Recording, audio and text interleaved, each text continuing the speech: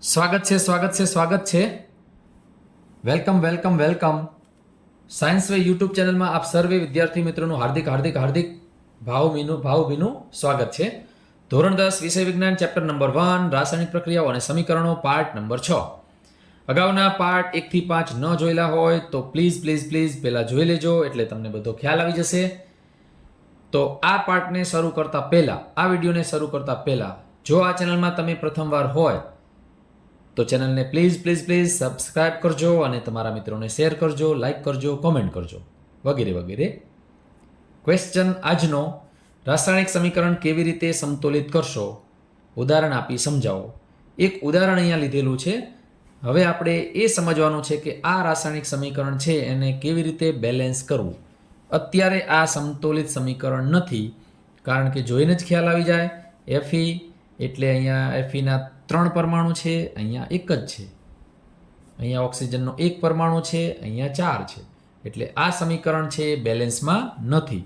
તો આપણે આ સમીકરણને કેવી રીતે બેલેન્સ કરવું એ આજના વિડીયોમાં અત્યારે શીખીશું.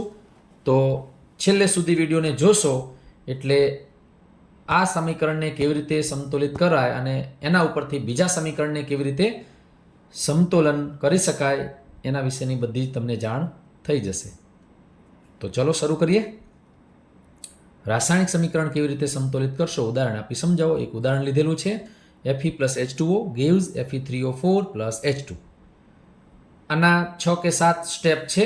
આપણે એક સ્ટેપ લેતા જઈએ. Step number 1.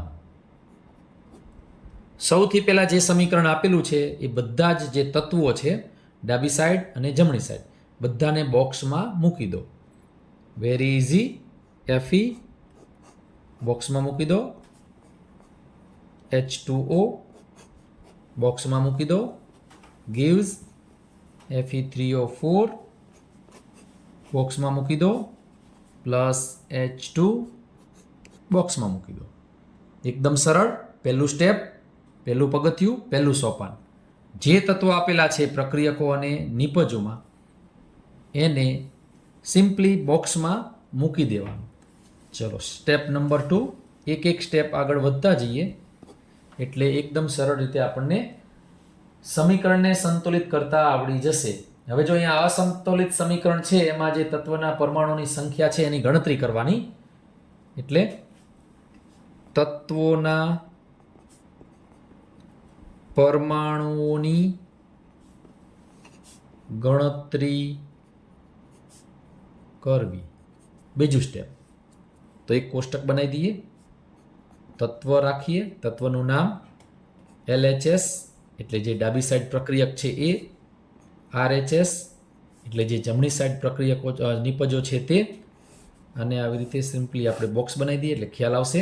જો કયા તત્વો છે આ પ્રક્રિયામાં, એક છે Fe આયર્ન, પછી બીજું શું છે હાઇડ્રોજન છે, અને ત્રીજું તત્વ કયું છે ઓક્સિજન છે. બરાબર, સિમ્પલી એકદમ સહેલું. જુઓ લેફ્ટ હેન્ડ સાઈડ ડાબી સાઈડ Feના કેટલા પરમાણુ છે અહીંયા મિત્રો? બોલો જોઈ. 1. તો અહીંયા 1 લખશું, સિમ્પલી 1 લખશું. જમણી સાઈડ Feના કેટલા પરમાણુ છે? 3. તો અહીંયા કેટલા લખશું? 3.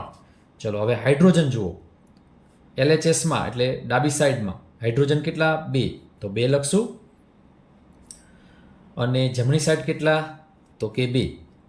ઓક્સિજન ડાબી સાઈડ કેટલા? 1. તો અહીંયા લખશું 1.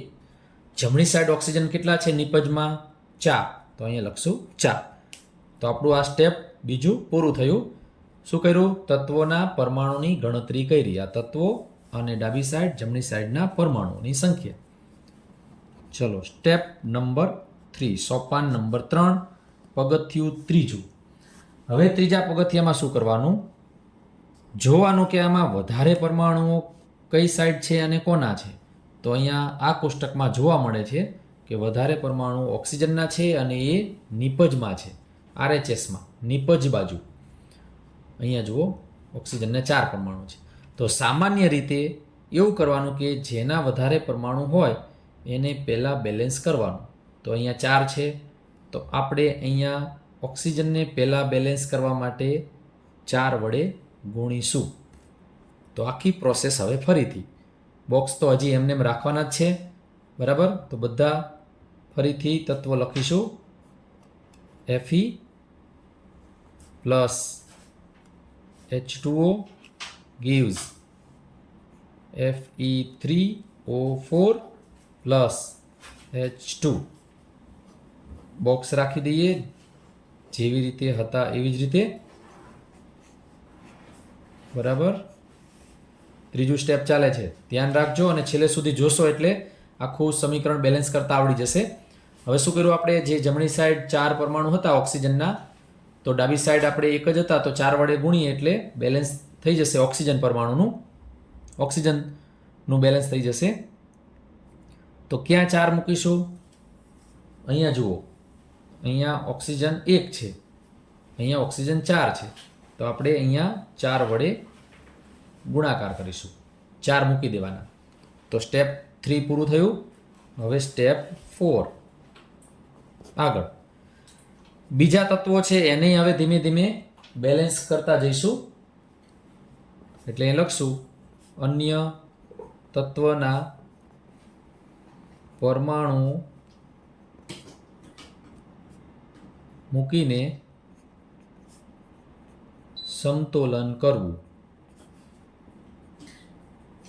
બરાબર. તો આપણે શું કર્યું, જો અહીંયા 4 મૂક્યા તો હાઇડ્રોજનના હવે કેટલા થઈ ગયા? 4 દુને 8 થઈ ગયા.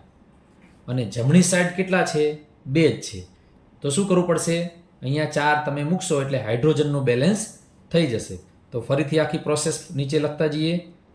Fe ઉપરથી જોઈ જોઈને નીચે મૂકતું જવાનું, બોક્સ મૂકી દેવાના. Plus 4H2O gives Fe3O4 plus અહીંયા કેટલા મૂકવાના છે? 4. જો હાઇડ્રોજનનું બેલેન્સ થઈ ગયું એટલે હવે આગળ જોવાનું, ઓક્સિજનનું બેલેન્સ થઈ ગયું, હાઇડ્રોજનનું બેલેન્સ થઈ ગયું, બાકી શું રહ્યું? Fe તત્વ બાકી રહ્યું. તો Fe ને હવે બેલેન્સ કરશું. સ્ટેપ નંબર 5, બરાબર. જો અહીંયા જુઓ, Fe3 છે, અહીંયા Fe1 છે, તો આગળ 3 મૂકી દઈએ તો Fe આયર્નનું પણ સમતોલન થઈ જશે.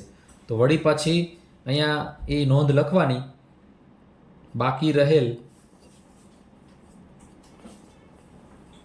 તત્વને સમતોલિત કરો. તો બાકી કોણ છે હવે? Fe. ફરીથી આખી પ્રોસેસ લખીએ, પ્રક્રિયા. Fe plus 4H2O gives Fe3O4 plus 4H2. Fe3 છે ને અહીંયા Fe છે, તો આગળ 3 મૂકી દઈએ. આટલે સુધી ખ્યાલ આવ્યો? સ્ટેપ 5 સુધી આપણે સમજ્યા. ફરીથી એકવાર સ્ટેપ 5 સુધી સમજી લઈએ. જુઓ, ઉદાહરણ લીધું છે Fe plus H2O gives Fe3O4 plus H2. Step 1, બધા જે તત્વો છે એને બોક્સમાં સિમ્પલી મૂકી દેવાના. પછી તત્વના પરમાણુની ગણતરી કરી, ડાબી સાઈડ અને જમણી સાઈડ જે Fe, H અને ઓક્સિજન છે એના તત્વના પરમાણુ અહીંયા આપણે મૂકી દીધા. પછી શું કર્યું? સૌથી પહેલાં ઓક્સિજનને બેલેન્સ કર્યું, કારણ કે એના પરમાણુની સંખ્યા સૌથી વધારે છે, એટલે પહેલાં ઓક્સિજનને સમતોલન કર્યું. પછી બાકીના જે તત્વો વધ્યા એને બેલેન્સ કર્યું. હવે શું બાકી રહ્યું? તો અહીંથી સ્ટેપ નંબર 6, એ સ્ટેપ નંબર 6માં જે બ્રેકેટ છે એટલે કે કૌંસ કર્યા છે, બોક્સ કર્યા છે, એને હટાવીએ. એટલે સ્ટેપ નંબર 6 લખીશું.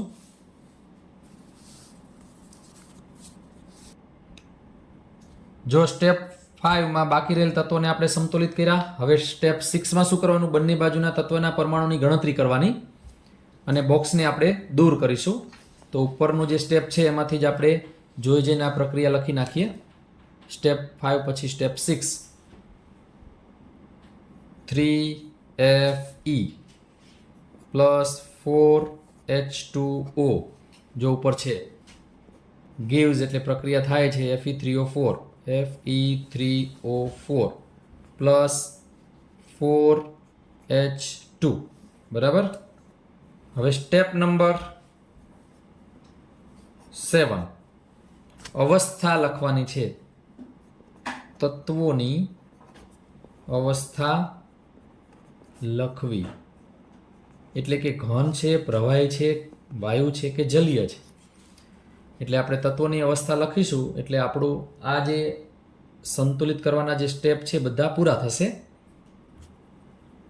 ચલો 3Fe, જો Fe એટલે આયર્ન એટલે લોખંડ એ ઘન સ્વરૂપમાં છે, પ્લસ 4H2O. આમ તો H2O એ પાણી છે લિક્વિડ છે, પણ અહીંયા વરાળ સ્વરૂપની ગણતરી કરેલી છે એટલે કે બાષ્પ સ્વરૂપે એને લીધેલ છે એટલે આપણે અહીંયા G લખીશું, નહીતર તો L આવશે. Fe3O4 સોલિડ સ્વરૂપે ઘન સ્વરૂપે, પ્લસ 4H2 હાઇડ્રોજન વાયુ એટલે ગેસ સ્વરૂપે. બરાબર. તો આવી રીતે આપણે સમીકરણને સંતુલિત કરી શકીએ છીએ. ગમે ત્યારે સમીકરણને સંતુલિત કરવાનું થાય ત્યારે દરેક વખતે આ 7 સ્ટેપ લખવા જરૂરી નહીં, ડાયરેક્ટ આપણે સીધા સમીકરણને સંતુલિત કરી શકીએ છીએ. પણ પહેલી વખતે હોય ત્યારે આવી રીતે સ્ટેપ બાય સ્ટેપ જો શીખેલા હોય તો પછી આગળની પ્રક્રિયાને સંતુલિત કરવામાં કોઈ તકલીફ નહીં પડે. આશા રાખું છું તમને આ વિડીયો ગમ્યો હશે. જો વિડીયોને ગમ્યો હોય તો લાઈક કરજો, શેર કરજો અને સબસ્ક્રાઈબ કરજો. તમારા મિત્રોને શેર કરજો, કોમેન્ટ કરજો. ધન્યવાદ.